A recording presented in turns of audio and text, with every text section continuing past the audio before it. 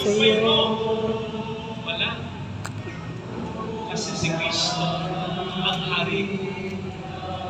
At ang hari laging may pagkilos para sa kabutihan.